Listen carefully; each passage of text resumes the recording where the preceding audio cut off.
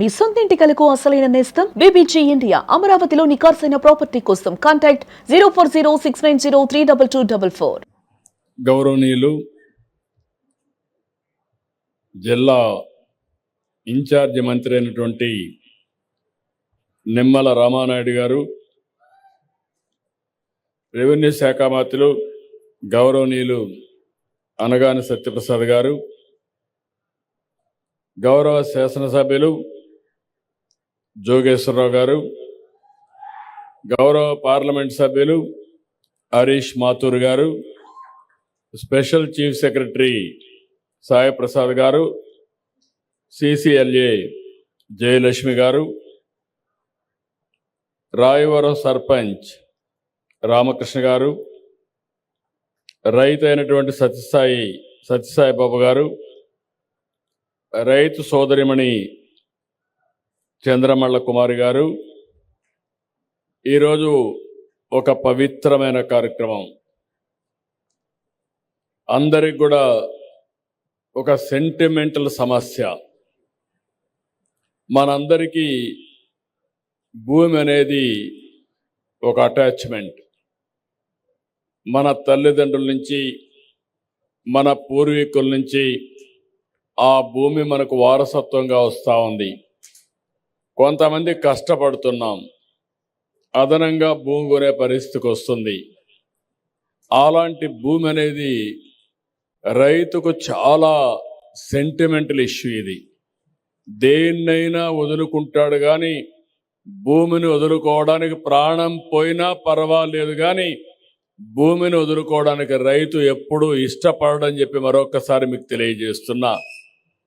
Corona సమయంలో అందరికీ holiday ఇచ్చారు, కానీ రైతుకు మాత్రం హాలిడే లేదు. కరోనా టైంలో కూడా పనిచేసి అందరికీ అన్నం పెట్టిన రైతన్నని ఎట్టి పరిస్థితుల్లో మర్చిపోవడానికి వీలు లేదు. అలాంటి భూమిని, ఆ సమస్యను అతలాకుతలం చేశారు. ఎన్నికల ముందు నేను మాట్లాడాను.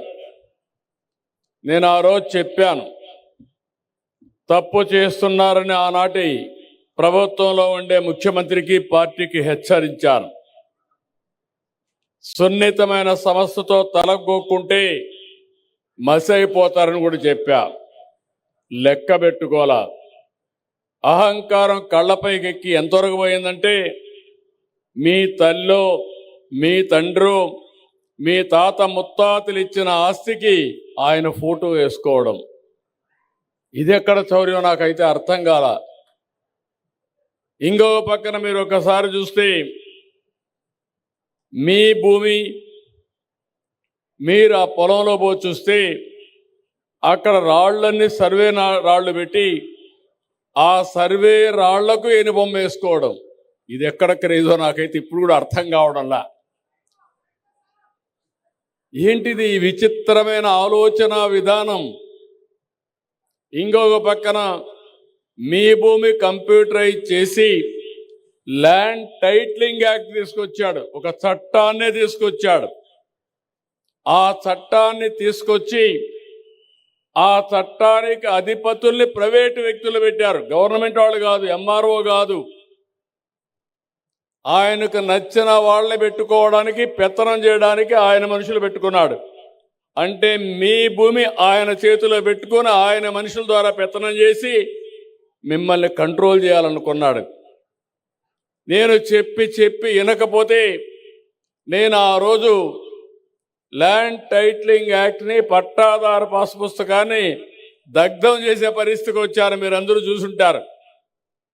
అలాంటి పరిస్థితి తీసుకొచ్చాడు. నేను ఒకే మాట చెప్పాను, ఇంకో పక్క మీ భూములు ఆయన సొంత మనుషులు కంప్యూటర్లో పెట్టుకొని ఎక్కడో అమెరికాలో పెట్టుకున్నారు. ఏం తమ్ముళ్ళు ఊహించారా నేను అడుగుతున్నా. ఒకవేళ కానీ ఎలక్షన్లో తెలుగుదేశం ఎన్డీఏ కూటమి రాకపోయింటే మీ భూములు గోయిందా గోయిందా. అవునా కాదా? అవునంటే చేతులపై ఎత్తండి. అది ఆనాటి పరిస్థితి. నాకంటే రాజకీయాల్లో ఎవరు సీనియర్ లేరు దేశంలో కూడా.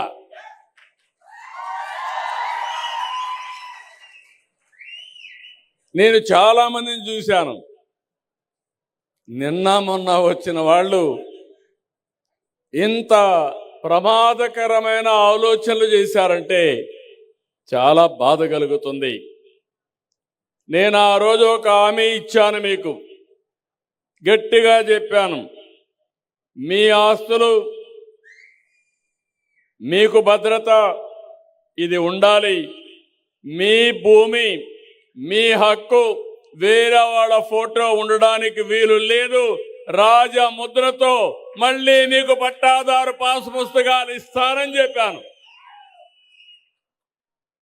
అదే సమయంలో ల్యాండ్ టైటిలింగ్ యాక్ట్ రద్దు చేస్తానని చెప్పాను. రెండో సంతకం దాని మీదనే పెట్టాను. నేను మెగా డిఎస్సి పెట్టి రెండో సంతకం ల్యాండ్ టైటిలింగ్ యాక్ట్ రద్దు చేశాను. ఇంకొక విషయం కూడా ఇక్కడ మీరు గుర్తుపెట్టుకోవాలి. రైతుకు భూమి అనేది ఆస్తే కాదు, ఇది మీకు జీవనాధారం, మీ కుటుంబానికి భద్రత, మీ భవిష్యత్తుకు నమ్మకం.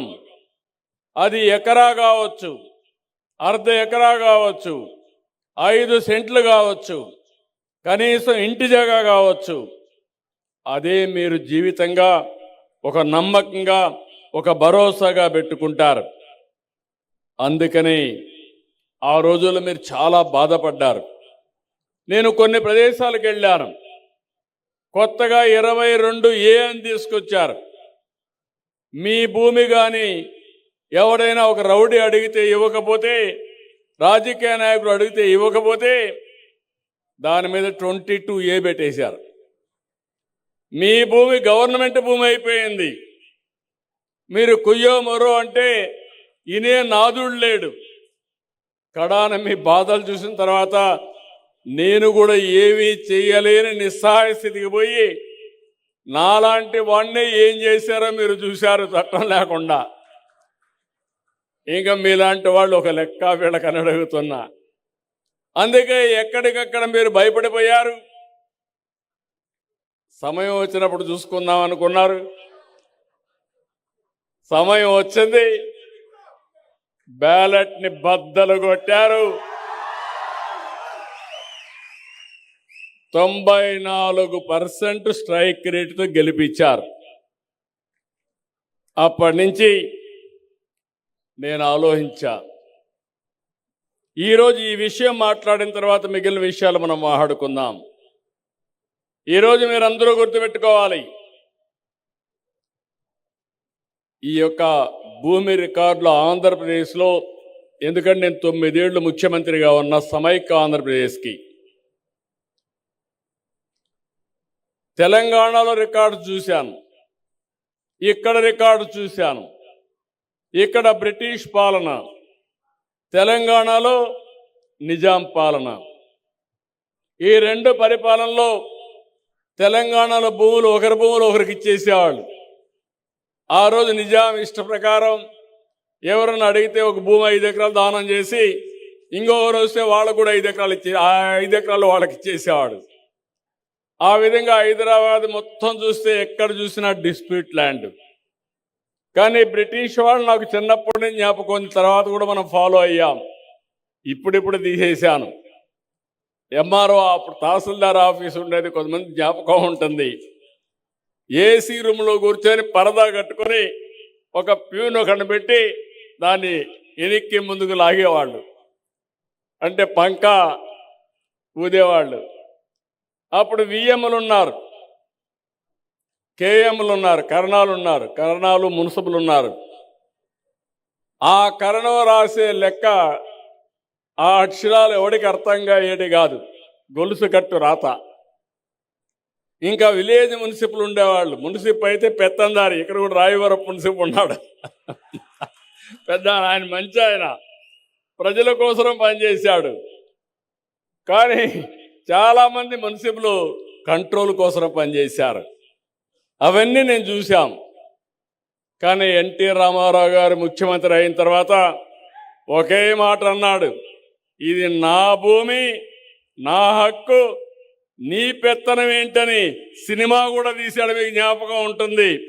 బ్రిటిష్ వాళ్ళ పైన పోరాడినప్పుడు ఆ సినిమాలో కూడా డైలాగ్ చెప్పి దాని ప్రకారమే మున్సబుల్ని కేఎంల కరణాల్ని రద్దు చేసింది మొట్టమొదటిసారిగా చరిత్రలో ఎన్టీ రామారావు గారు అని చెప్పి నేను మీకు తెలియజేస్తున్నా. ఇక్కడ కంటే తెలంగాణలో పండుగలు చేసుకున్నారు. స్వాతంత్రం వస్తే ఎంత ఆనందంగా ఉంటారో అంత ఆనందంగా పండుగ చేసుకొని స్వాతంత్రం వచ్చినట్టు ఫీల్ అయ్యారు. కానీ ఇక్కడికి వచ్చినప్పుడు నేను మళ్ళీ 14-19లో ముఖ్యమంత్రిగా ఉన్నాను. కానీ అప్పుడు కూడా ఇంత సమస్యలు లేవు. ఇప్పుడు కొత్తగా వచ్చి చూస్తే ఎక్కడ చూసినా సమస్యే. ప్రతి ఒక్కరి రికార్డులు కూడా చాలా సమస్యలు వచ్చే పరిస్థితి వచ్చాయి. ఇక్కడే రెవెన్యూ సెక్రటరీ ఇన్ఛార్జ్ అయినటువంటి సాయి ప్రసాద్ గారు ఉన్నారు, సిసిఎల్ఏ జయలక్ష్మి గారు ఉన్నారు, సత్యకుమార్ గారు రెవెన్యూ మినిస్టర్ గారు ఉన్నారు. చాలా మీటింగులు పెట్టా, చాలా సమీక్షలు చేశా.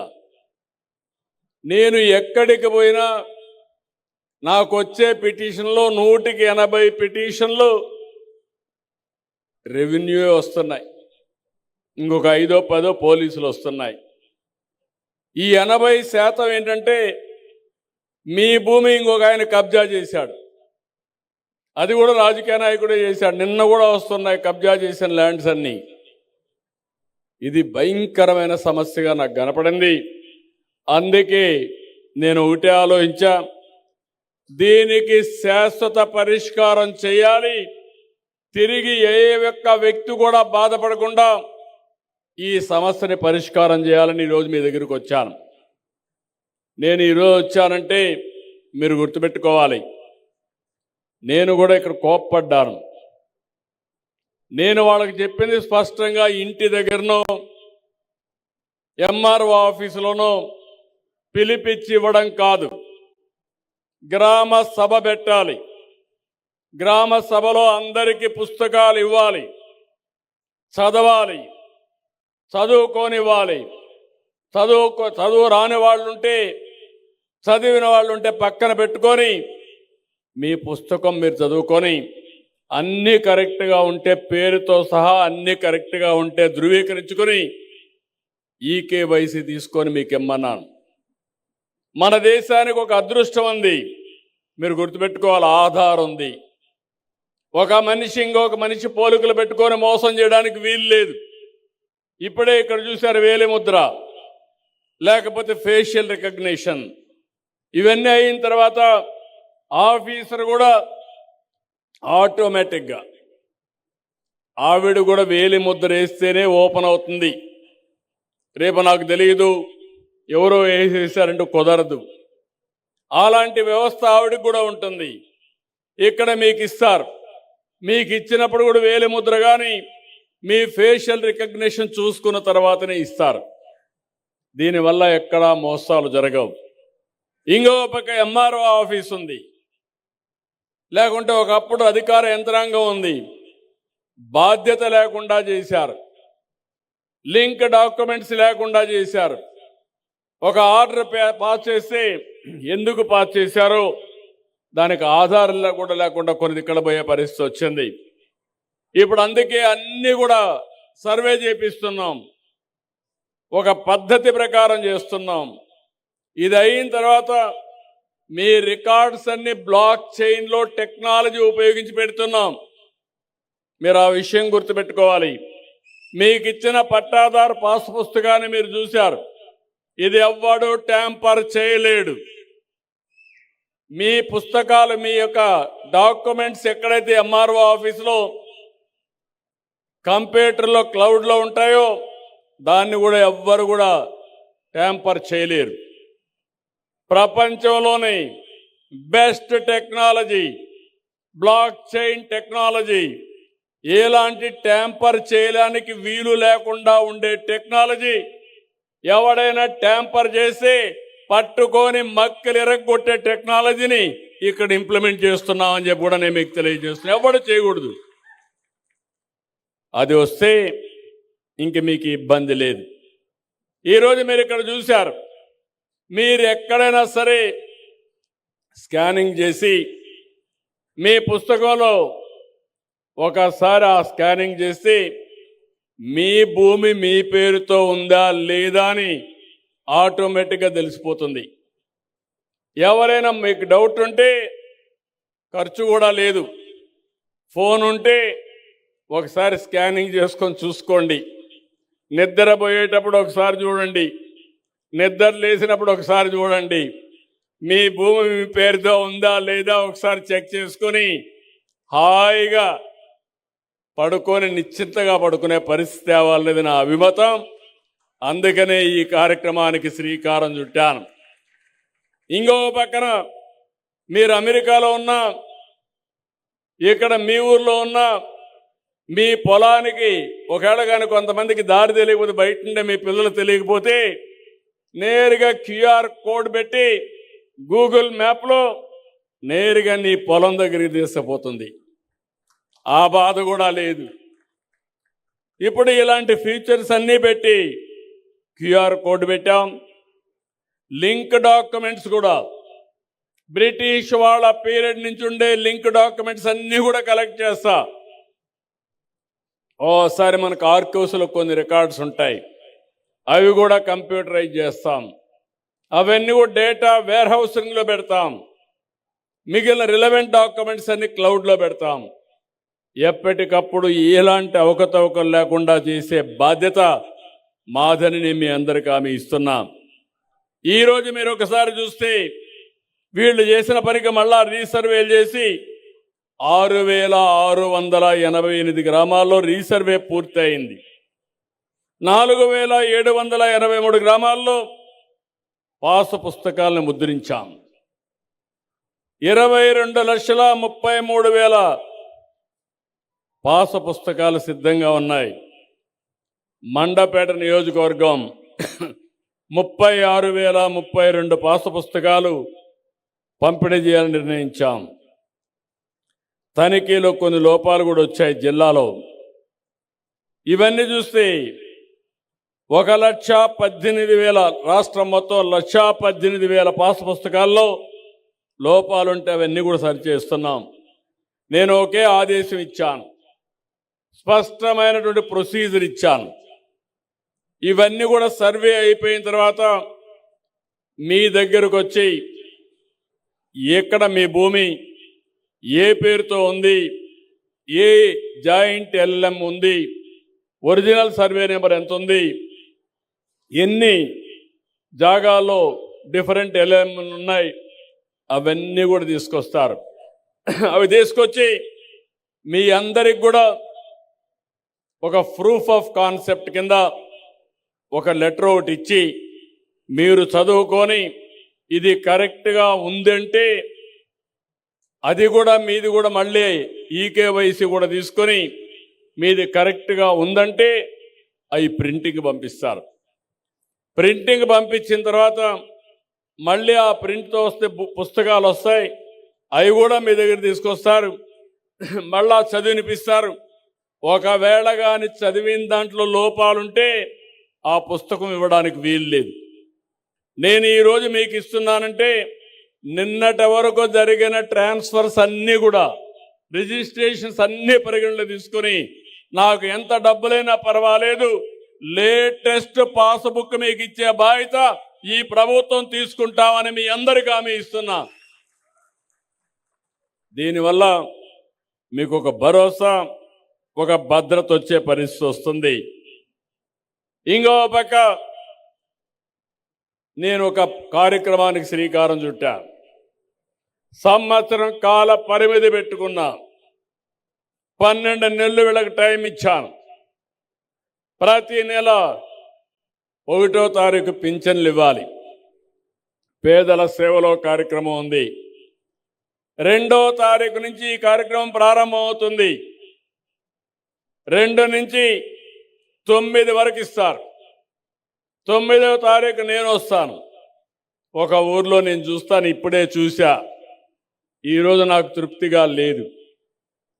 ఇచ్చిన ప్రతి ఒక్కరిని ఇక్కడ కూర్చొనబెట్టి, నేను ఏదో పబ్లిక్ మీటింగ్కి రాలేదు ఈరోజు. నేను ఒక పర్పస్ కోసం వచ్చా, ఒక పని మీద వచ్చా. పని మీద వచ్చినప్పుడు ఆ 900 మంది ఎంతమందికి పట్టాదారు పాసు పుస్తకాలు ఇస్తే అంతమంది ఇక్కడ కూర్చొని ఒకసారి వాళ్ళు చూసి మాకందరికి కరెక్ట్గా ఉన్నాయని చెప్పుంటే నేను చాలా సంతోషించేవాడిని. అది నా అభిమతం. నేరుగా నేను మీకు ఇవ్వాలనుకుంటున్నాను. నేను అన్నీ ఇవ్వలేను కాబట్టి గ్రామ సభలు పెట్టి ప్రజా సమక్షంలో ఈ పుస్తకాలు ఇవ్వాలనుకుంటున్నా. ₹1 అవినీతి లేకుండా, ₹1 లంచాలు లేకుండా, ఎవరి పెత్తనం లేకుండా, మీ భూమి మీ హక్కు, అది ఇచ్చే బాధ్యత నేను తీసుకోవాలని చెప్పి అనుకుంటున్నాను. అలాంటి సమయంలో అధికార యంత్రాంగానికి చెప్పాను, కొంతవరకు చేశారు, కానీ దీన్ని ఇంకా పర్ఫెక్ట్గా చేయాల్సిన అవసరం ఉంది. ఎమ్మెల్యేలు బాధ్యత తీసుకోవాలి, ఎంపీలు బాధ్యత తీసుకోవాలి. ఇది మీ బాధ్యత. ప్రజలకు సేవ చేయడం అంటే ఏదో 4 పనులు అడగడమే కాదు. ఇబ్బంది లేని పరిపాలన, సుపరిపాలన ఇవ్వాల్సిన అవసరం ఉంది. ఎంఆర్ఓ వాళ్ళు కోరుతున్నా, ఆర్డీ వాళ్ళు కోరుతున్నా, సమర్థవంతంగా లాస్ట్ మైల్లో ఇది అమలు కావాలి. ఇది ఒక పవిత్రమైన యజ్ఞం. ఇది మీరు కూడా మనసు పెట్టి పనిచేస్తే తప్ప ఆ యజ్ఞ ఫలితాలు పేదవాళ్లకు చెందవని చెప్పి కూడా నేను మీకు తెలియజేస్తున్నా. అందుకని ఈ నెల 11వ తారీఖు వరకు ఇస్తున్నాం. నెక్స్ట్ మంత్ నుంచి 9వ తారీఖే లాస్ట్ డేట్. 2, 9 7 రోజులు, వారం రోజులు. ఈ వారం రోజుల్లో రెడీ అయినటన్నీ పంపిణీ చేస్తాం. మళ్ళీ 20 రోజులు సర్వేలు చేస్తాం, ప్రింటింగ్ చేపిస్తాం, ప్రూఫ్ ఆఫ్ కాన్సెప్ట్ చూపిస్తాం. చూసిన తర్వాత అన్నీ బాగుంటే ఫైనల్గా చేపించి మళ్ళీ 2 నుంచి గ్రామ సభలు డేట్లు ఇస్తాం. ఆ డేట్ వారుగా 7 రోజుల్లో పంపిణీ చేస్తాం. ఇప్పుడు ఉదాహరణకు 22,33,000, అందులో 1,18,000 తప్పులున్నాయని చెప్పి అన్నారు. అవి కూడా ఉండడానికి వీల్లేదు. ఒకసారి ప్రింట్ అయితే ఇంకా ఆటోమేటిక్గా 0 మిస్టేక్స్ ఉండాలి.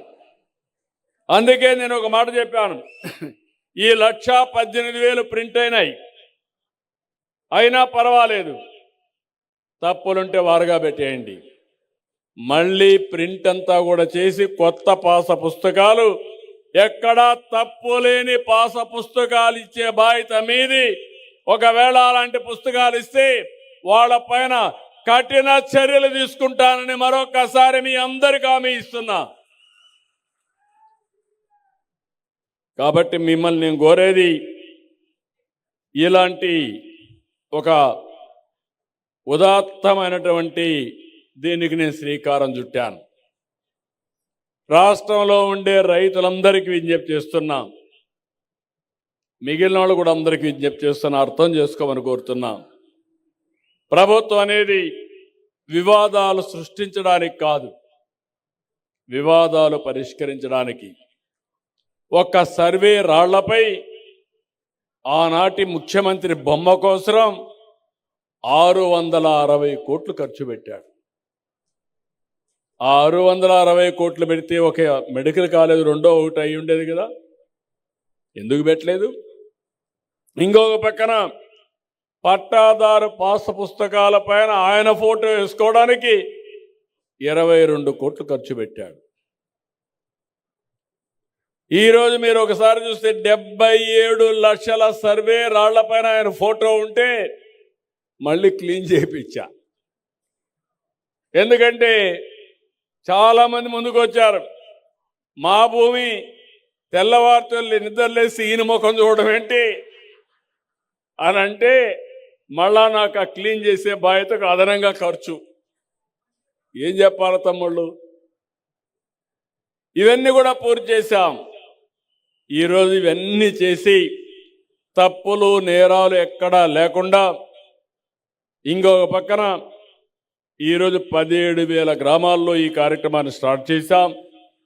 ROR, F lines, resurvey, assignment ఇవన్నీ కూడా దాదాపు 29 అంశాలపైన ఫిర్యాదులు రాగా వాటన్నిటిని పరిష్కారం చేస్తున్నాం. 22A తప్పుడు రికార్డులో బెదిరించి అవన్నీ చేసేటన్ని కూడా నోట్ చేస్తున్నాం. 22A భూముల్ని, ప్రైవేటు భూములను తొలగించడం ద్వారా చాలామందికి ఆ జాబితాను తొలగిస్తున్నాం. మాజీ సైనికులు, స్వాతంత్ర సమర యోధులు, రాజకీయ బాధితులు, వీరికి నిర్దేశించినటువంటి 8 డాక్యుమెంట్లో ఒక్క డాక్యుమెంట్ ఆధారం ఉన్నా అది తీసుకొని ఆ నిషేధ జాబితా నుంచి తొలగిస్తున్నాం. ఇంకో పక్కన యజమానులు తమ భూమిని కన్వర్షన్ చేసుకోవాలంటే నాలా చట్టం ఉండేది. ఆ నాలా చట్టాన్ని రద్దు చేశాం. ఇప్పుడు ఏ రైతు కూడా మళ్ళీ ఎంఆర్ఓ ఆఫీసుకు పోకుండా స్వేచ్ఛగా మీ భూమి అమ్ముకోవడానికి కూడా వీలు కల్పించాం. ఇంకో పక్కన ఒకప్పుడు అన్ని జాయింట్ కలెక్టరే చూసేవాడు, మళ్ళా ఆర్డీఓకి అధికారం ఇచ్చాం.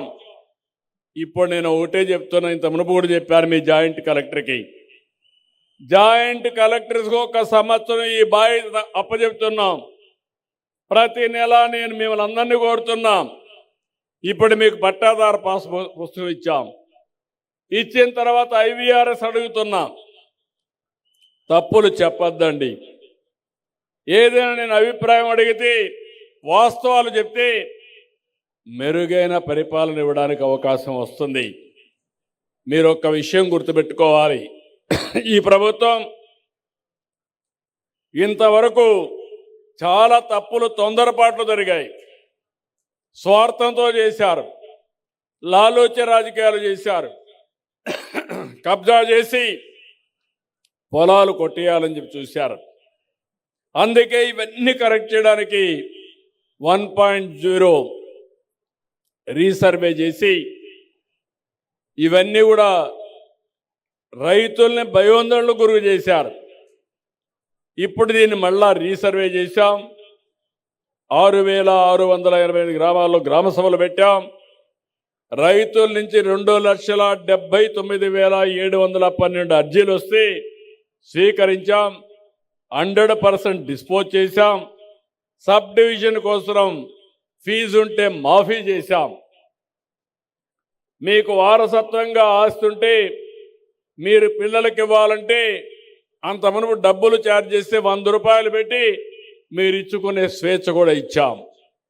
ఎక్కువ ఉంటే 1000 రూపాయలు పెట్టి బాగా తగ్గించి ముందుకెళ్ళాం. ఇంకో పక్కన నేను మిమ్మల్ని అందరినీ ఒకటే కోరుతున్నాను, ఈరోజు మీలో ఒక ఆలోచన రావాలి. చిన్న చిన్న తగరాదులు పెట్టుకుంటున్నారు మీరు, అన్నదమ్ములు, తల్లి కొడుకులు, తల్లి కూతుర్లు 1 సెంటు విషయంలో గొడవపడి పోలీస్ స్టేషన్ పోతున్నారు. దీనివల్ల నష్టపోయేది మనమే, గౌరవం పోయేది మన కుటుంబాంది. మన బంధువుల మధ్య ఉండే తగరాదులు కూడా మనం పరిష్కారం చేసుకోలేకుండా నేను ఎక్కడ పోయినా నాకు ఇచ్చే పరిస్థితికి వస్తున్నారు. నేను ఒక్క విషయం చెప్తున్నాను, నేను కూడా మీ మరి గ్రామం నుంచే వచ్చా. నేను చిన్నప్పుడు మా నాన్నకు ఒక మాట చెప్పా, దాయాదుల మధ్య, బంధువుల మధ్య, పొలాల మీద గట్ల కోసం మనం కొట్లాడుకోవడం కరెక్ట్ కాదని. ఒక 5 సెంట్లు పోయినా పర్వాలేదు, కానీ ఆ 5 సెంట్ల కోసం పోలీస్ స్టేషన్ పోయి కోర్టుకు పోతే మన శక్తి అంతా పోతుంది, మనశ్శాంతి ఉండదు, మన జీవితం నరకం అవుతుందని ఆ రోజు చెప్పా. మా తండ్రి ఎక్కడా గొడవ పెట్టుకోలా, అందుకే నేను స్వేచ్ఛగా పైకొచ్చా. ఈరోజు ఈ స్థాయికి వచ్చారంటే గొడవలు పెట్టుకోకుండా ఉండడం అని మీకు అందరికీ విజ్ఞప్తి చేస్తున్నా. ఇది మీకు కూడా వర్తిస్తుంది. ఎందుకంటే నేను ఎక్కడో ఆకాశం నుంచి రాలేదు, కింద స్థాయి నుంచే వచ్చా. మీ మారిగానే మామూలు వ్యక్తిగా ఉండి నేను అంచెలంచెలుగా పెరిగి వచ్చాను. అందుకే చిన్న చిన్న తగరాదులు పోవద్దండి. ఇప్పుడు నాకు పెద్ద లిటిగంటే దొరికాడు, రాష్ట్రంలో పెద్ద నేరస్తుడే దొరికాడు. మీరు గుర్తుపెట్టుకోవాలి. ఎప్పుడు కూడా నేను రాజకీయం హుందాగా చేసేవాడిని. ఇప్పుడు మీరు చూస్తే మీరందరూ గెలిపించారు. నేను ఒక హామీ ఇచ్చాను. ఆర్థిక ఇబ్బందులు ఉన్నాయి, సమస్యలు ఉన్నాయి, కానీ సూపర్ 6 ఇస్తానని చెప్పాను. ఇచ్చిన మాట నిలబెట్టుకోవడానికి ఎన్ని కష్టాలున్నా అనుభవించి, ఏం తమ్ముళ్ళు, ఏం ఆడబిడ్డలు మీరే చెప్పండి, సూపర్ 6 సూపర్ హిట్ చేశామా లేదా అని అడుగుతున్నా. 33,000 రూపాయలు సంవత్సరానికి, 4,000, 6,000, 10,000, 15,000 రూపాయలు పింఛన్ ఇస్తున్నా. ఎవరైనా ఇస్తున్నారా ఈ దేశంలో అని మిమ్మల్ని అడుగుతున్నా. ఉంటే చెప్పమని సవాలు విసురుతున్నా. ఇప్పటికే 50,000 కోట్ల రూపాయలు ఇచ్చాం. ఇప్పుడే రైతులున్నారు, అన్నదాత సుఖీభవ 2 ఇన్స్టాల్మెంట్లు ఇచ్చాం. ఇంకోటి కూడా ఇవాళ ఇస్తాను. ఇంకొక పక్క అన్నదాత పండించిన పంటకి మీరు ఇంత మునుపు ఎన్ని అవస్థలు పడేవాళ్ళు. ఇప్పుడు గిట్టుబాటు ధర ఇస్తానని చెప్పి ఎంఎస్పి కోసం 24 గంటల్లో మీ అకౌంట్లో డబ్బులు వేసామా లేదా అని మిమ్మల్ని అడుగుతున్నా. వేసామంటే గట్టిగా చప్పట్లు కూడా చెప్పండి. రాజకీయ నాయకులకు కావాల్సింది మీరు అభినందిస్తే అడిషనల్గా కిక్ వస్తుంది, మీరు నమ్ముతున్నారని ఇంకొంచెం పని ఎక్కువ చేస్తారు. అట్ట కాకుండా పని అయిపోయింది, ఆయన ఏమైతే నాకేంటి అని ఉంటే తప్పుడు ప్రచారం చేసే వ్యక్తులకి మీరు ఆస్కారం ఇచ్చినట్టు అవుతుంది. తప్పుడు వ్యక్తుల్ని ఖండించి మంచిని ప్రోత్సహిస్తే మనకు మన కుటుంబానికి మంచి జరుగుతుంది. ఆ విషయం మీరు గుర్తుపెట్టుకోవాలి. తల్లికి వందనం చెప్పాం. ఎంతమంది పిల్లలుంటే అంతమందికి ఇస్తా అన్నాం. ఈరోజు గర్వంగా చెప్పగలుగుతున్నా, 7 మంది పిల్లలుంటే 1,05,000 రూపాయలు 7 మందికి ఆ తల్లి అకౌంట్లో వేసామా లేదా?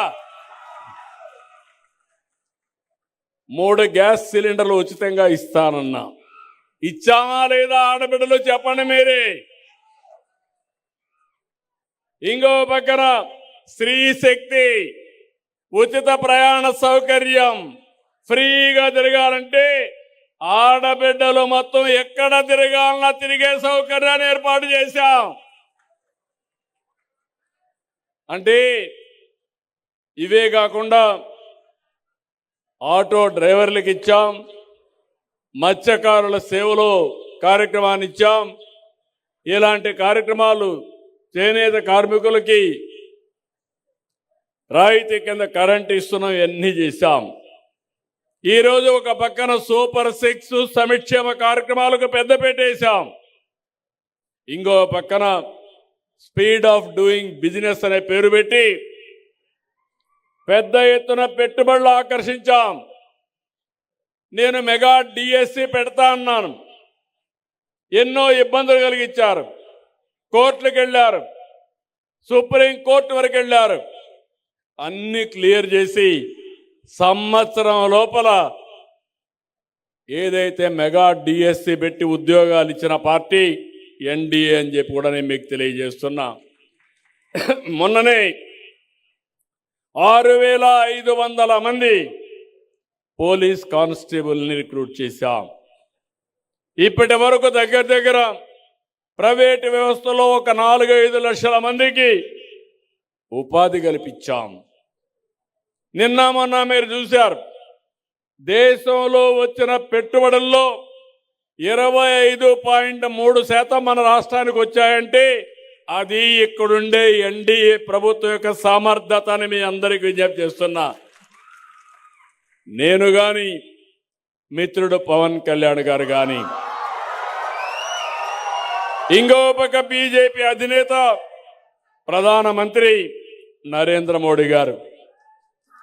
ఈ మూడు కూడా మీరు చూస్తే ఇది డబల్ ఇంజన్ సర్కారే కాదు, త్రిబుల్ ఇంజన్ బుల్లెట్ ట్రైన్. ఇది దూసుకెళ్తున్నాం, టెక్నాలజీ బుల్లెట్ ట్రైన్. ఈరోజు మీరు చూస్తే ఒక పని కాదు, ఒక పక్క అభివృద్ధి, ఒక పక్క సంక్షేమం. ఒకప్పుడు మీ రోడ్లు మీరు చూశారు, ఈరోజు మట్టి లేని పరిస్థితుంటే నేను ఒకటే చెప్పాను మా అధికారులకి, గుంతలుగానుంటే మీ పని భరతం పడతానని చెప్పి ఎక్కడికక్కడ గుంతలు లేని రోడ్లు, పాట్ హోల్స్ లేని రోడ్లు, మీ ప్రయాణం ఎక్కడికి పోవాలన్నా సుజావుగా ఉండే విధంగా చేసే బాధ్యత నాదని మీ అందరికీ హామీ ఇస్తున్నా. నిన్ననే రోడ్లు వేయడంలో పుట్టపర్తి జిల్లాలో గిన్నీస్ రికార్డ్. 2 రోజుల్లో 40 కిలోమీటర్ల రోడ్డు వేశారు, రాత్రి మగుళ్ళలో పనిచేశారు. నేషనల్ హైవేల మీద శ్రద్ధ పెట్టాం, స్టేట్ హైవేల మీద శ్రద్ధ పెట్టి రోడ్లన్నీ బాగా చేశాం. కడాన మీరు చూస్తే కరెంటు ఛార్జీలు పెంచేసి వెళ్ళాడు. అప్పుడు రెగ్యులేటరీ కమిషన్ కూడా వేశాడు, ట్రూ అప్ ఛార్జెస్ అని పెట్టాడు. నేను చెప్పా, ఇంకా పెంచే పని లేదు, సమర్థత సత్తా ఉండే ప్రభుత్వం. అవసరమైతే ఆ రోజు చెప్పాను కరెంటు ఛార్జీలు తగ్గిస్తాం కానీ పెంచనని చెప్పి ఒకే మాట చెప్పాను. అవునా కాదని మిమ్మల్ని అడుగుతున్నా. 4,500 కోట్ల రూపాయలు పెంచుతానంటే ఆయన పెంచిపోయిన దాన్ని నేను ఈరోజు పెంచడం లేదు. అది ఈ ప్రభుత్వం యొక్క కమిట్మెంట్ మీ మీద. భవిష్యత్తులో కరెంటు ఛార్జీలు పెంచం, మీరు బ్రహ్మాండంగా హాయిగా నిద్రపోవచ్చు. ఆ విషయం మీరు గుర్తుపెట్టుకోవాలి. ఎస్సీ ఎస్టీలకు బీసీలకు రాయితీ కింద నేను మీ అందరికి కూడా సోలార్ ఇస్తా, మీరే కరెంట్ ఉత్పత్తి చేసుకునే స్వేచ్ఛ మీకు ఇస్తా. ఇలాంటివన్నీ కూడా ఈరోజు జరుగుతున్నాయి. ఇంకో పక్కన మీ అందరికి ఒకటే విజ్ఞప్తి చేస్తున్నా, ఇప్పుడు కొత్త కాన్సెప్ట్ తీసుకొచ్చాను, స్పీడ్ ఆఫ్ డెలివరింగ్ గవర్నెన్స్. ఏదో వ్యాపారస్తులకు పనులు చేయడమే కాదు, నన్ను గౌరవించింది, మమ్మల్ని గౌరవించేది, ఈ పార్టీకి అండగా ఉండేది పేద ప్రజలు. కాబట్టి మీకోసం మన మిత్ర ఒక యాప్ తీసుకొచ్చా, వాట్సాప్ గవర్నెన్స్ తీసుకొచ్చా. రేపు మీరెవ్వరు కూడా ఎక్కడికి పోయే పని లేకుండా మీ ఇంట్లో కూర్చొని దర్జాగా ఏ పని కావాలన్నా మీరు దబాయించేసుకునే కార్యక్రమానికి శ్రీకారం చుట్టాను. క్యాస్ట్ సర్టిఫికేట్ కావాలన్నా, ఇన్కమ్ సర్టిఫికేట్ కావాలన్నా, మీకు ఏ పని కావాలన్నా, కడాన మీకు ఫోన్లో టైప్ చేయడం తెలియకపోతే మెసేజ్ పెడితే ఏఐ ద్వారా మెసేజ్ని కన్వర్ట్ చేసి మళ్ళా పని చేసి ఆ మెసేజ్ని మీకు చెప్పే బాధ్యత నేను తీసుకుంటానని చెప్పి కూడా నేను మీకు తెలియజేస్తున్నా. ఒక సేవకుడుగా ఉంటా, ఒక అన్నగా ఉంటా. అదే మరిగా మీ అందరికీ ఎక్కడా ఇబ్బంది లేనటువంటి సుపరిపాలనకు నాంది పలకత, అది నా బాధ్యత. ఇంకో పక్క మీరు ఒకసారి చూస్తే ఇండ్ల దగ్గర కూర్చొని పని చేసుకునే రోజులు వస్తున్నాయి. వర్క్ ఫ్రమ్ హోమ్ చదువుకోనుంటే పొలాల్లో పనులు చూసుకుంటూ, అవసరమైతే తల్లిదండ్రులు చూసుకుంటూ ఇంటి దగ్గరనే కూర్చొని పనిచేసే రోజులు వస్తున్నాయి. నాలెడ్జ్ ఎకానమీలో మీరు ఎవ్వరూ ఊహించిన విధంగా గూగుల్ అయితే $15 బిలియన్ అంటే దగ్గర 1,35,000 కోట్ల రూపాయలు పెట్టుబడులు పెట్టి డేటా సెంటరు, ఏఐ సెంటర్ని మన విశాఖపట్నంలో పెడుతున్నారంటే ఇటీవల కాలంలో ఏ రాష్ట్రంలో ఇంత పెద్ద ఎత్తున పెట్టుబడులు రాలేదు. అది మనం సాధించిన ఘనత. ఇలాంటివి అనేక కార్యక్రమాల్లో మనం ముందుకు పోతున్నాం. ఇంకొక పక్కన ఈరోజు నేను ఇలాంటివి చేసి టూరిజం నిన్నే చూశారు. విజయవాడలో అమరావతిలో ఆవకాయ అమరావతి ఫెస్టివల్స్ ప్రారంభించాం. ఇక్కడే వస్తే మీరందరూ ఒకటి అడిగారు, ఇక్కడికి వచ్చినప్పుడు జగ్గన్న తోట ప్రబల తీర్థం. ఇది శతాబ్దాలుగా కోనసీమ ప్రజల భక్తి విశ్వాసాలు గౌరవిస్తూ జగ్గన్నపేట ప్రబల తీర్థాన్ని రాష్ట్ర పండుగగా జరపాలని నిర్ణయించాను. నిన్నే క్యాబినెట్లో నిర్ణయించాను. ఇది ఒక పండుగే కాదు, 400 సంవత్సరాల నుంచి వారసత్వంగా వస్తున్నటువంటి ఆధ్యాత్మిక సాంస్కృతిక ఉద్యమం. ప్రతి ఏటా కనుమ పండుగ, నిన్నటి వరకు న్యూ ఇయర్ అయింది, రేపు సంక్రాంతి వస్తూ ఉంది. సంక్రాంతి కన్క్లూడింగ్ ఫంక్షన్ కింద మనం కనుమ చేసుకుంటాం.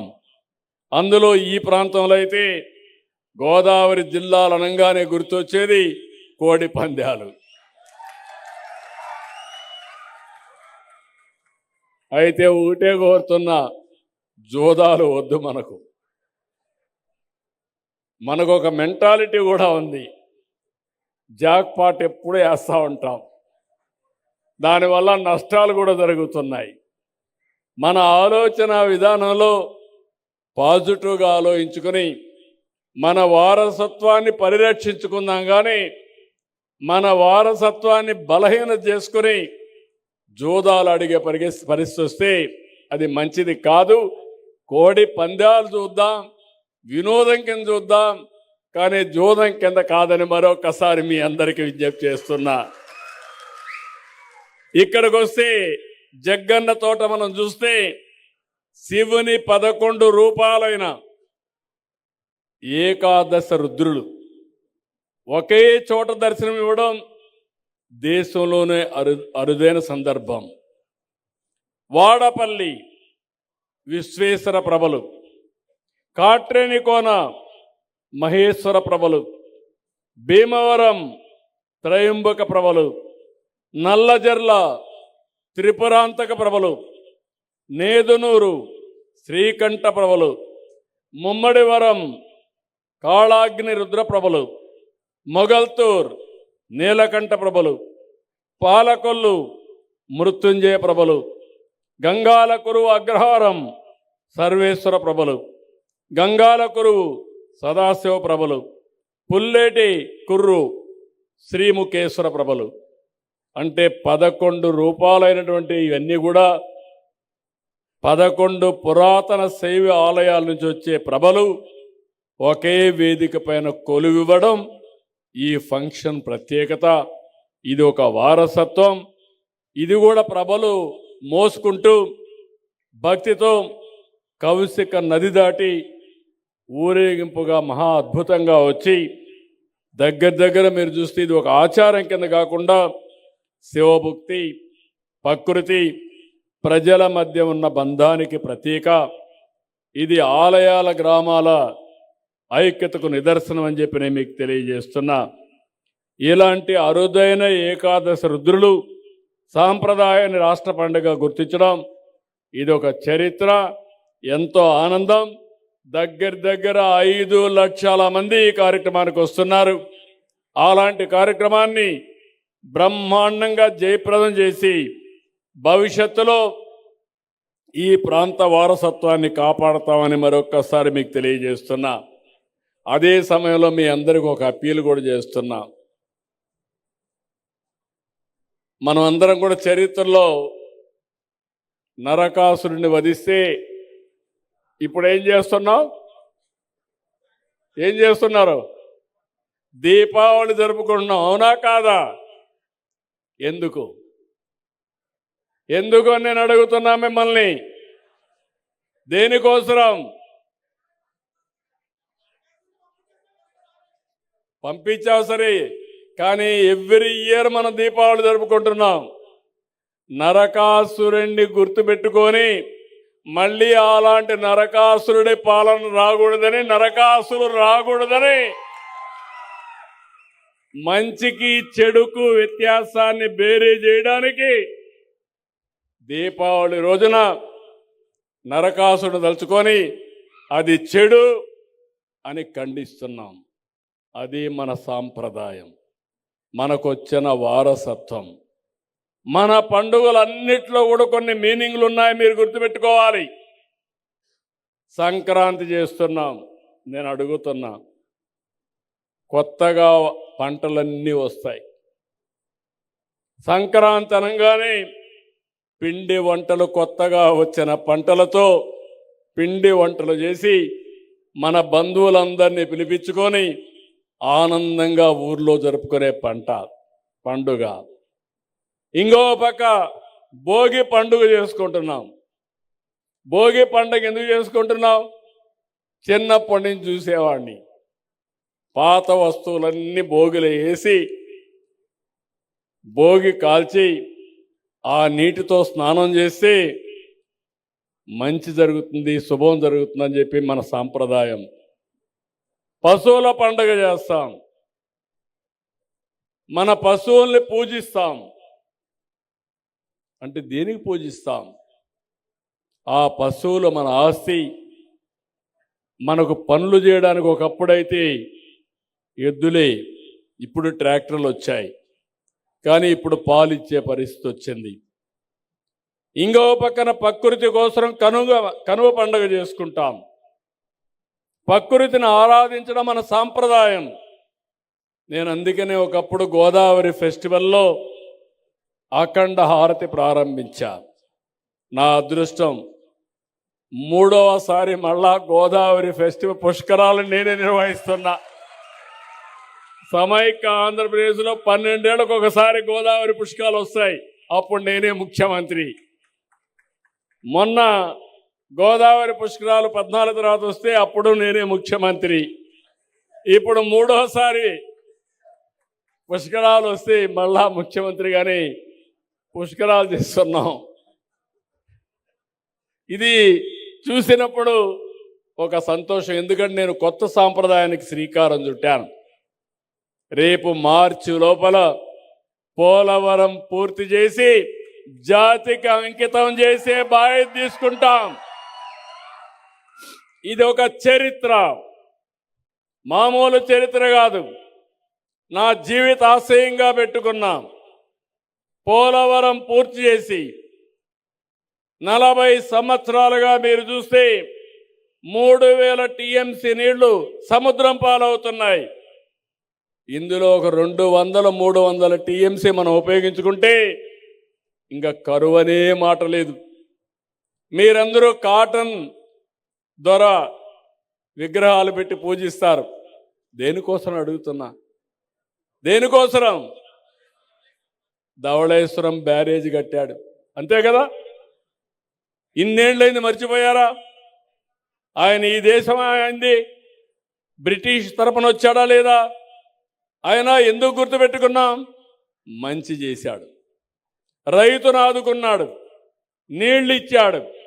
మంచి చేసిన వాడు ఏ దేశమైనా గౌరవించాలనేది మన సాంప్రదాయం. అవునా కాదా అని మిమ్మల్ని అడుగుతున్నా. ఇప్పుడు నాకెంత ఆనందం అంటే, నేను పోలవరాన్ని ఒక యజ్ఞం మారిగా ప్రారంభించాను. సోమవారం పోలవరం చేసుకున్నా.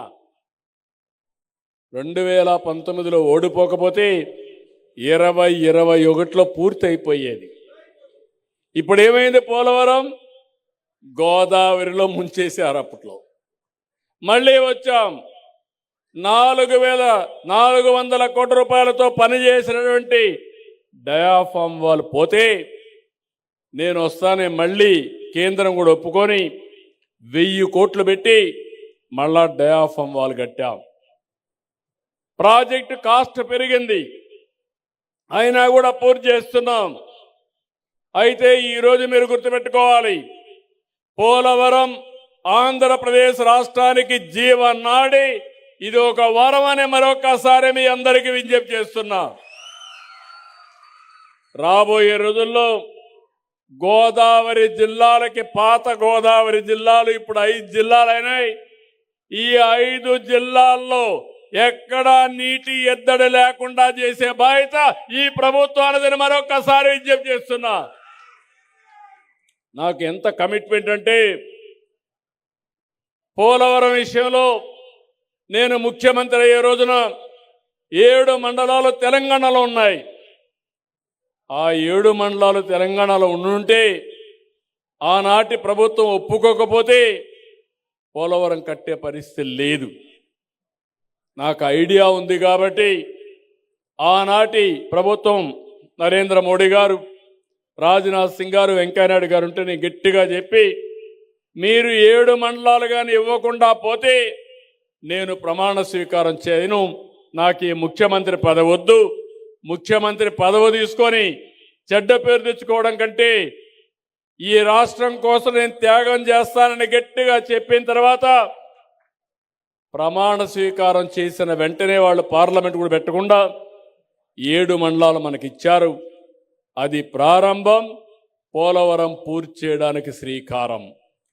ఈరోజు మీరు ఒక్కసారి చూస్తే ఎన్ని ఇబ్బందులు కలిగించినా ఇక్కడే రామానాయుడు, అప్పుడు కాటన్ దొర చేస్తే ఇప్పుడు రామానాయుడు ఇక్కడ మంత్రిగా ఉండి ఆయన ఆధ్వర్యంలో ఈ ప్రాజెక్టు పూర్తవుతుంది. ఇక్కడే మా సాయి ప్రసాద్ గారు చీఫ్ సెక్రటరీగా ఉన్నాడు, ఇరిగేషన్ సెక్రటరీగా ఉన్నాడు. నేను అదే చెప్పాను, మీరు చేసే పని పోలవరం ఒకటే కాదు, విశాఖపట్నానికి, కృష్ణా నదికి ఎన్ని నీళ్లు కావాలంటే అన్ని నీళ్లు ఇవ్వడానికి అవకాశం వస్తుంది. అక్కడి నుంచి వంశధార తీసుకెళ్తాం, ఇక్కడి నుంచి నల్లమల సాగర్ తీసుకెళ్తాం. నేను నిన్న కూడా ఒక మాట అన్నాను, ఎందుకు అనవసరంగా తెలుగు జాతి మధ్య విద్వేషాలు పెట్టుకుంటాం?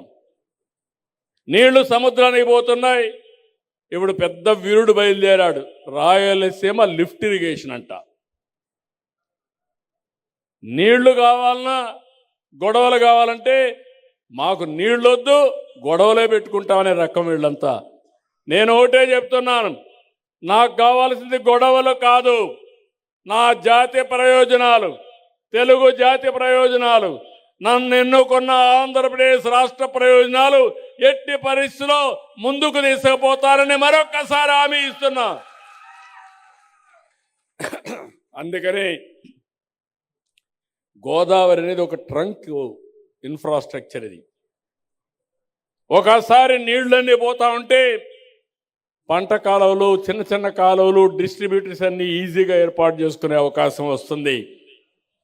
ఈ ప్రాజెక్టు పూర్తయినాక నదులు అనుసంధానం చేసుకుంటే ఆంధ్రప్రదేశ్ రాష్ట్రాన్ని మించిన రాష్ట్రం ఏది ఉండదు. అవసరమైతే ఇక్కడ పోయే నీళ్లు తెలంగాణ కూడా వాడుకునే అవకాశం వస్తుంది. గొడవలు పెట్టుకుంటే వచ్చే ప్రయోజనాల కంటే గొడవలు లేకుండా అందరం ఉంటే ఇవన్నీ కూడా ముందుకు పోయే పరిస్థితి వస్తుంది. మీరు ఒకసారి గుర్తుపెట్టుకోవాలి, నేను ముందు చెప్పాను, నరకాసురుడు గుర్తుపెట్టుకోవడానికి ఈరోజు దీపావళి జరుపుకుంటున్నాం.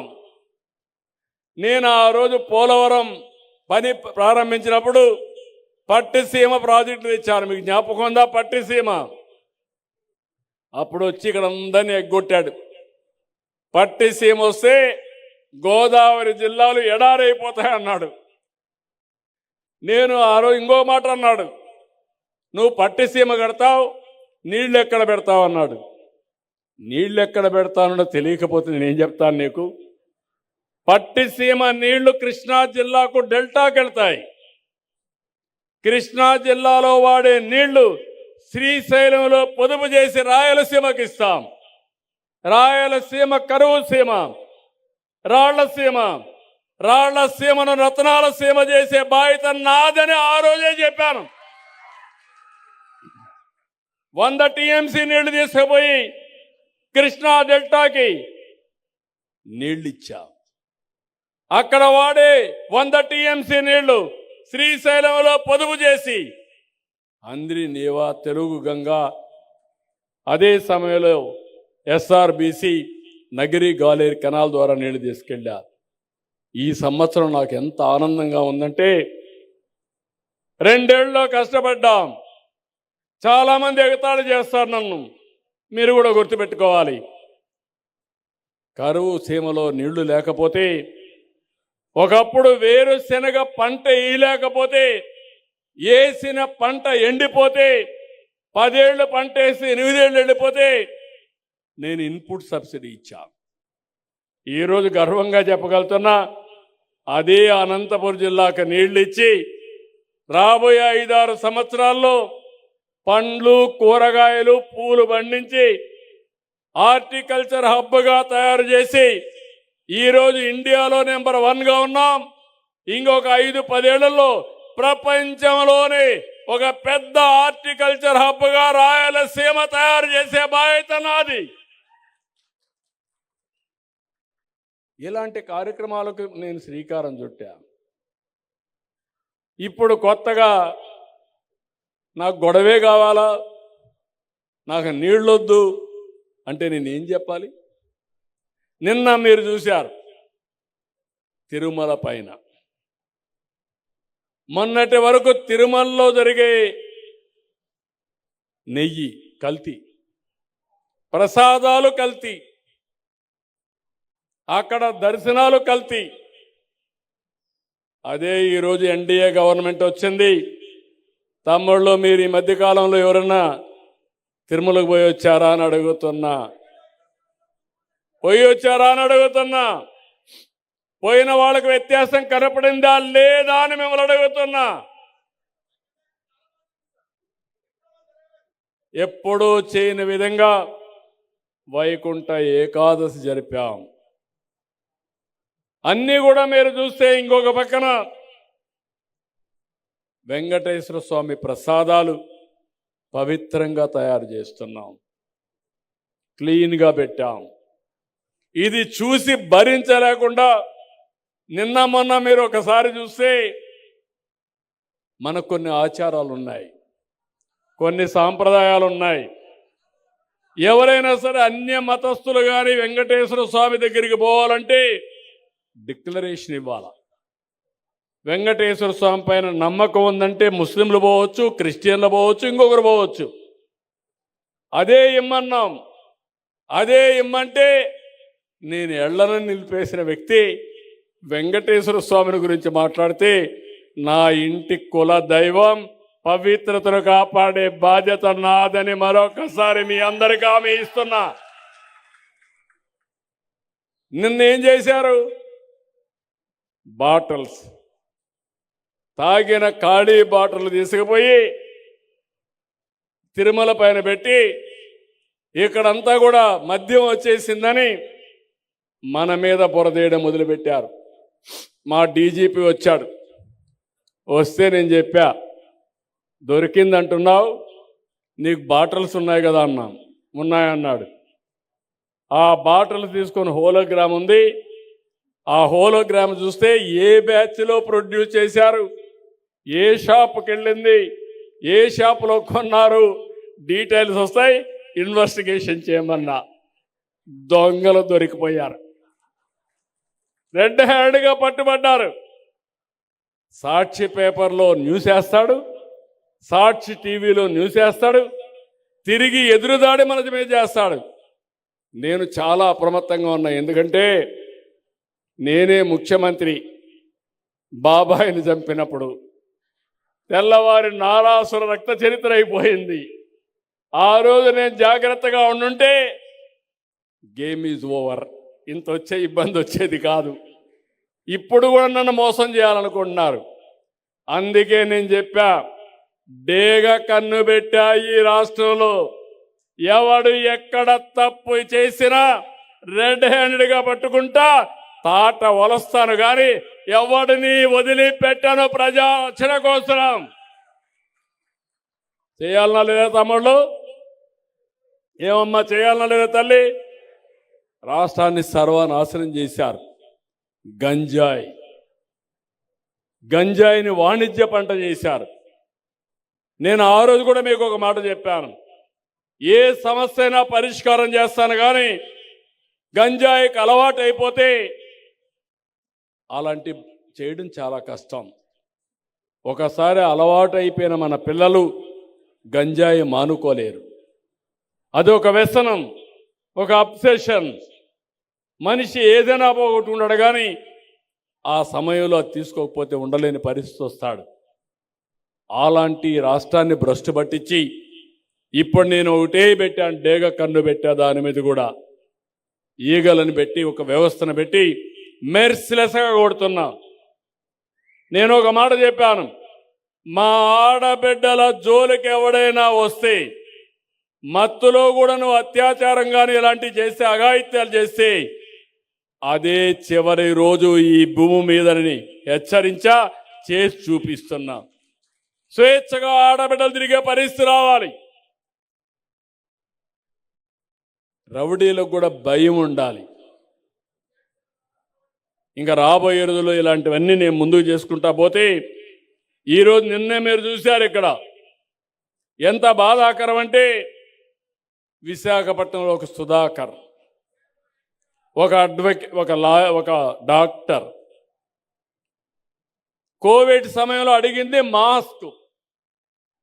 దేనికోసం? సేఫ్టీ కోసం. నేను ట్రీట్మెంట్ ఇస్తాను, కష్టపడతాను, ఒక మాస్క్ ఇప్పించండి, వేసుకున్న మాస్కే వాడితే మన కోవిడ్ వచ్చే ప్రమాదం ఉంటుందని ఒక్క మాట అడిగితే ఈ నాయకులకు అహం వచ్చింది.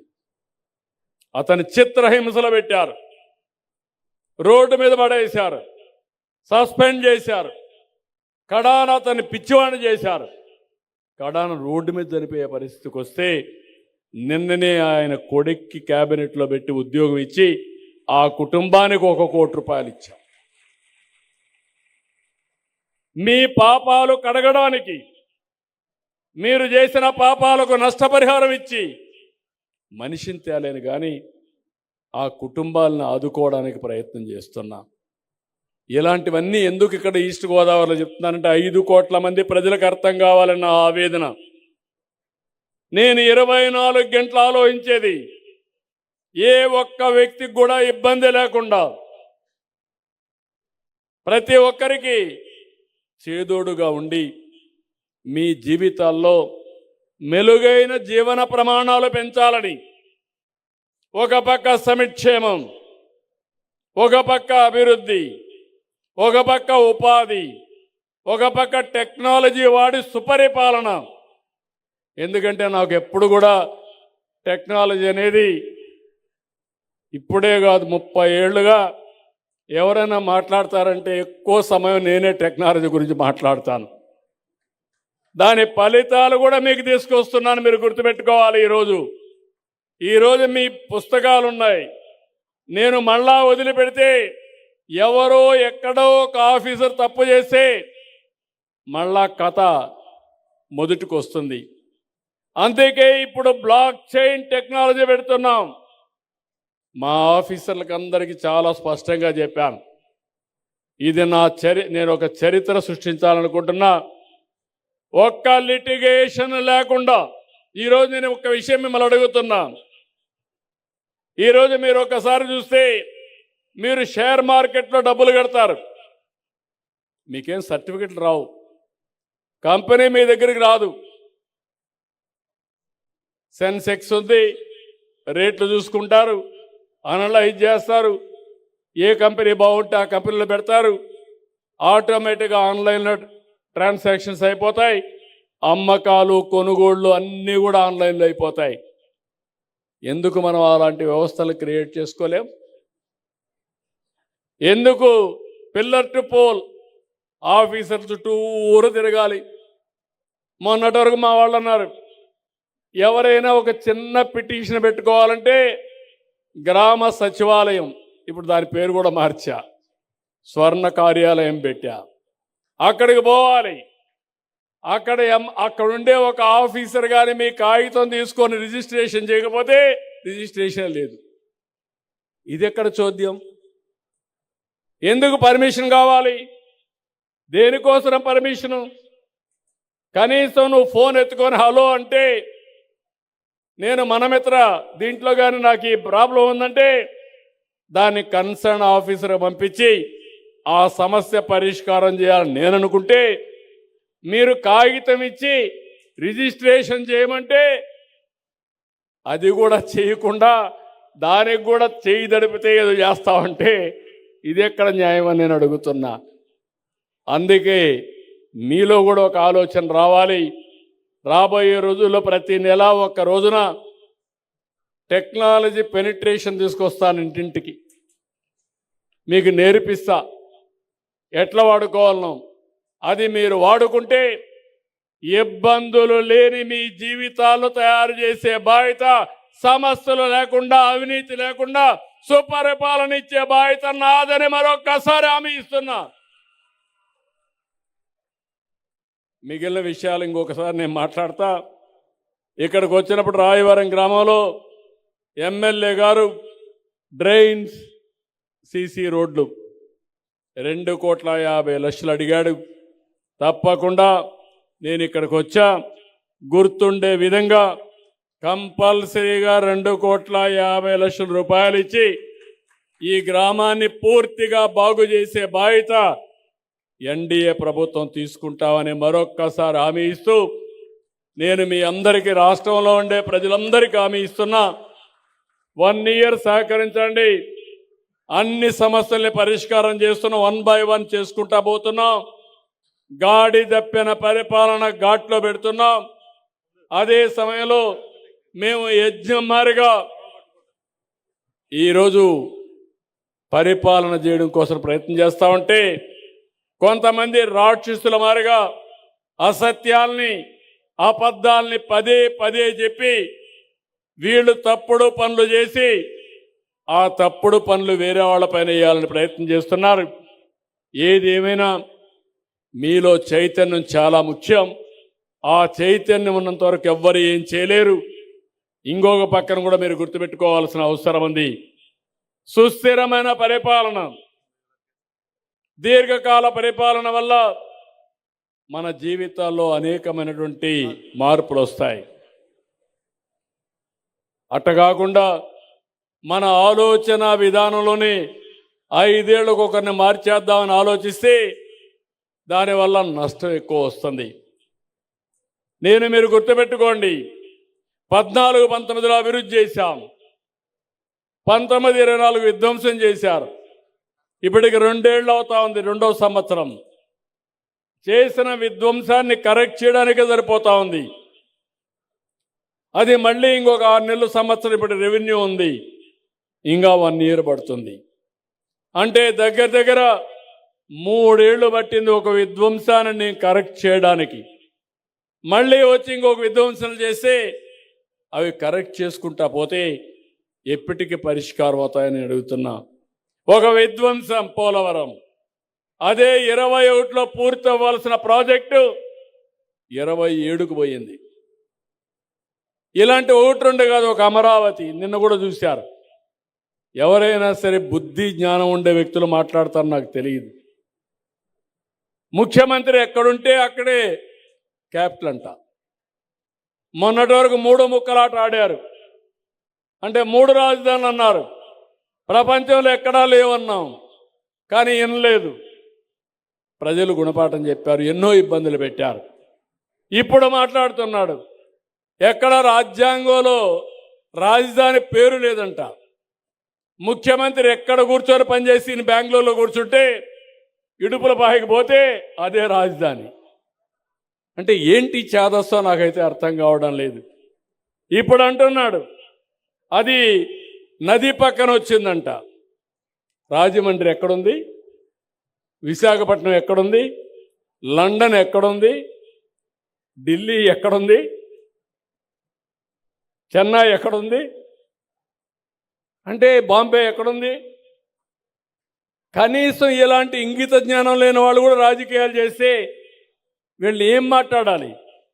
ఇంకో పక్క మెడికల్ కాలేజ్ గురించి మాట్లాడుతున్నాడు, బెదిరిస్తున్నాడు. పీపీపీ అంటే అర్థం కాదు. అంటే ఈరోజు రోడ్లెట్ వచ్చాయి, లేకపోతే నిన్న భోగాపురం ప్రాజెక్టు కట్టాం, భోగాపురం ప్రాజెక్టు నాదే అని అంటాడు. మళ్ళా అది పూర్తి అవుతా ఉంది. అయితే అప్పుడు విధ్వంసం చేసి ఇప్పుడు పూర్తయితే పేరు ఎన్డీఏకి వస్తుందని అది కూడా నాదనే పరిస్థితికి వచ్చాడు. అది నీదైతే పీపీపీ అయితే అక్కడ ముద్దు, ఇక్కడ మెడికల్ కాలేజీలు అయితే వద్దా? ఎవరు చెప్పారు నేను అడుగుతున్నా. ఈ ప్రభుత్వం ఒకటే చెప్తున్నాను, ఎవరెన్ని చెప్పినా ఈరోజు ఈ ప్రభుత్వం పేదవాళ్ళ కోసం పనిచేసే ప్రభుత్వం, సంపద సృష్టించే ప్రభుత్వం, మీ జీవితాల్లో వెలుగిచ్చే ప్రభుత్వం. ఇది ఏమాత్రం ఆగదని మరొక్కసారి తెలియజేసుకుంటూ ఈరోజు ఒక హిస్టారికల్ కార్యక్రమానికి శ్రీకారం చుట్టాం. అలాంటి హిస్టారికల్ కార్యక్రమం ఈ రాయవరంలో పెట్టడం. నాకు రాయవరం మున్సబ్ అయితే చాలా పరిచయం ఉంది. ఎన్టీఆర్తో అయితే చాలా అత్యంత ముఖ్యుడిగా ఉండేవాడు. అనేక సందర్భాల్లో వచ్చేవాడు. ఆయన నేను చూశాను. మనిషి ఒక నాయకుడు అంటే ఎంత పర్ఫెక్ట్గా ఉంటాడంటే రాయవరపు మున్సబ్ ఒక ఉదాహరణ అని చెప్పి నేను మీకు తెలియజేసుకుంటూ, అదే సమయంలో ఈరోజు మూలారెడ్డి విగ్రహం కూడా ఇక్కడ పెట్టాం. తెలుగు దేశం అంటే నమ్మకమే కాకుండా ఫౌండర్ మెంబర్గా ఉండి ఎన్ని ఇబ్బందులు వచ్చినా తెలుగుదేశం జెండా మోసిన ఏకైక వ్యక్తి మూలారెడ్డి గారు. ఆయన కూడా ఈరోజు దండేసే అవకాశం వచ్చింది, నివాళులర్పించే అవకాశం వచ్చింది. ఇవన్నీ జరిపిన దానికి మీ అందరినీ అభినందిస్తూ, మిమ్మల్ని చూస్తే ఇక్కడే ఉండాలనిపిస్తుంది కానీ మళ్ళా కార్యకర్తల మీటింగ్ ఉంది, ఇంకా చాలా పనులున్నాయి. అందరికీ ధన్యవాదాలు. Thank you. ఇదొక చరిత్ర.